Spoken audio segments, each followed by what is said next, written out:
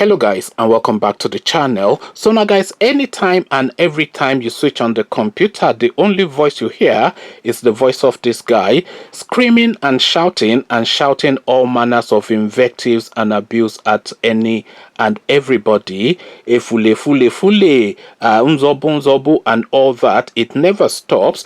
The noise that you hear from that guy from those quarters, the noise are so loud that you will think that this guy has a mass following. So now that followership has now been put to the test, as guys I bring you this. IPOB sit at home flops in Ebonyi, Enugu, Imo, obeyed in Aba, Onisha. So of course Nnamdi Kanu we're talking about, and he called of course to his followers, to his followership, to his people to sit at home for the Independence Day as a form of protest against the Nigerian state. And he called for this right across the entirety of Igbo land. So that has now put his potency on the line, his popularity, his influence. This is what he has now staked, and the results have now come in as again IPOB sit at home flops in Ebonyi, Enugu, Imo, obeyed in Aba and Onitsha. So now let's now get into the details of it. The sit-at-home exercise called by the indigenous people of Biafra IPOB flopped in most states and major cities in the southeast, except for Onitsha and Nnewi in Anambra and Aba in Abia State. IPOB, outlawed by the Nigerian government for demanding an independent Biafra country, announced the sit-at-home in southeast states to coincide with this year's Independence Day across Nigeria.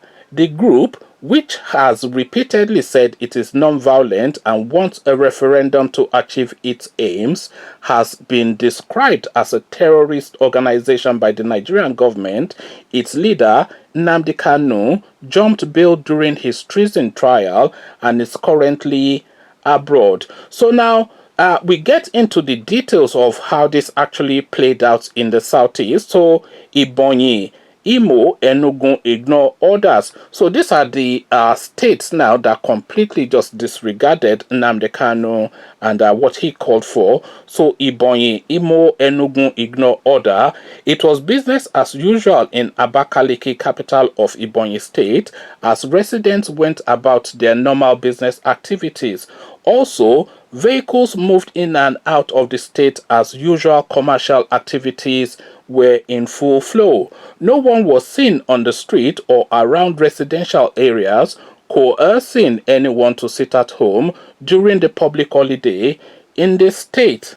As of the time of this report, the police had not mentioned anyone arrested in connection with the sit-at-home directive of IPOB, even as members of IPOB were not seen in their regalia chanting or attracting the attention of the general public. In Owerri, it was observed that markets, stores, artisans opened shops for business as usual, except bank and government offices that were closed due to the public holiday declared by the federal government. Residents were seen moving about freely, whilst some were seen buying and selling foodstuff in the markets and along the roadside in the capital city. In Enugu, markets like the Ogbeti main market remained open and business activities went on as normal. A resident of Owerri, Angela Onu, said that IPOB were being insensitive to the plight of the people by calling for the sit-at-home at this time. We just came out of a lockdown. The economy is at a very low ebb. People are suffering, and yet IPOB wants people to leave work for a day. IPOB should have shelved the exercise till when the economy picks up a bit, she said. So we go to now Onitsha and Aba, the states or the communities that complied with Nnamdi Kanu'S directive. So this apparently will now be where his stronghold really is. So Onitsha and Aba comply. The Onitsha main market and other markets in Onitsha remained shut on Thursday. However, filling stations and some businesses in the streets were opened.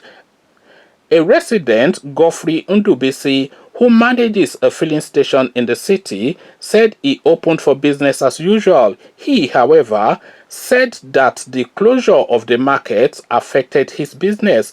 With the closure of the markets, the vehicular and human movement is highly limited. He, however, noted that businesses that opened were not molested or disturbed by IPOB members. Some business owners who have sympathy with IPOB also voluntarily did not open today, he added. In Aba, major markets like the Aria main market did not open even as the streets remained deserted. However, a few businesses located away from the commercial areas opened. The movement of persons also noticeably reduced. A fashion designer, Carlo Nwazo, said he opened his shop but would not be out of his shop till evening. I am working in my shop, but outside only a few vehicles are on the road, he said. Exercise successful, IPOB insists. However, the IPOB leader Nnamdi Kanu said the directive was successful. Mr. Kanu, in a statement by his media and publicity secretary, Emma Powerful, said the sit-at-home order issued by the global movement on the 1st of October 2020 is totally successful in so many states and cities.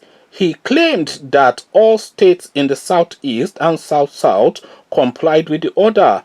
According to him, there is empty markets, roads, no vehicles on the road of Biafra, and Biafrans all over the world are on the streets of their respective countries where they find themselves with their brethren from Oduduwa Nation.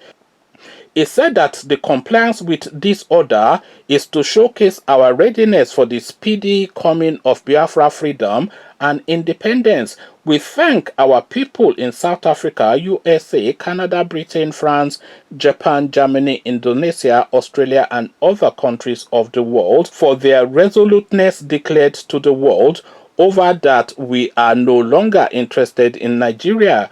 The whole world must understand that IPOB cannot go back to Nigeria. So here is now a tale of two cities, effectively, is what we have here. So the facts and the statistics and the data will say that this is it's certainly not an overwhelming success. I think we can all agree on that, because of course Nnamdi Kanu himself has identified the regions that he considers to be Biafra land, and he has now sent this directive out to that region, to those communities in that region, that a protest sit at home is to be observed for October the 1st as a protestation against the Nigerian state. So that was the order, and it was well trumpeted, and everybody knew that this was what is said. So now, out of the regions that have been identified as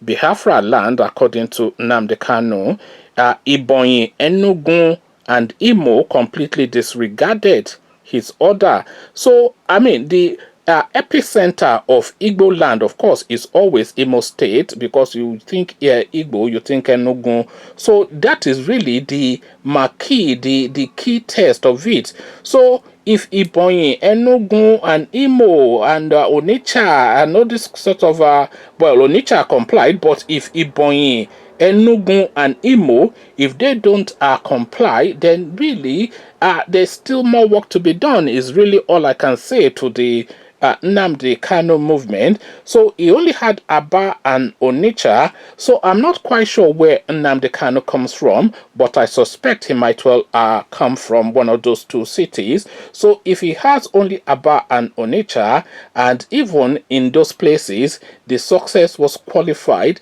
then that tells you then that his potency or his power and influence as he imagines is not actually as it is on the ground, because the people of course have their lives to live. He is a millionaire 3 times 10 times over, is a multi-millionaire, Nnamdi Kanu, simply from running this movement and from all of the membership subscriptions that the people pay, etc. So he is already an extremely wealthy man, and he can live a life of comfort and send these directives to people who are eking daily bread. Some people actually eat to they work to feed every single day. So if you are telling them then to sit at home, are you then asking them not to feed for that day is really where the question is. But then of course he rolled the dice in Nnamdi Kanu with this sit at home, and of course everybody was watching to see how that impacted, and there was no real sizable, it wasn't a seismic shift, it wasn't an earthquake, it wasn't an impact. It wasn't anything that jarred anything. A few people sat at home, the majority went about their business, and that is the summary really that you have to conclude as the influence of Nnamdi Kanu. Conversations in the comment section. He rolled the dice, but did he win or did he lose? The answers, of course, belongs to you, and you can come give me those answers in the comment section. But before you do that, click on the red subscribe button so it turns gray. The bell button notifies you every time I drop a new video. Click on like as well, because that helps with the YouTube algorithm. Once you've done the clickings, come join me then in the comment section. Nnamdi Kanu has played this hand, but how did that hand play out? So I'll leave you here. Carry this conversation on with you in the comment section, but here I say peace.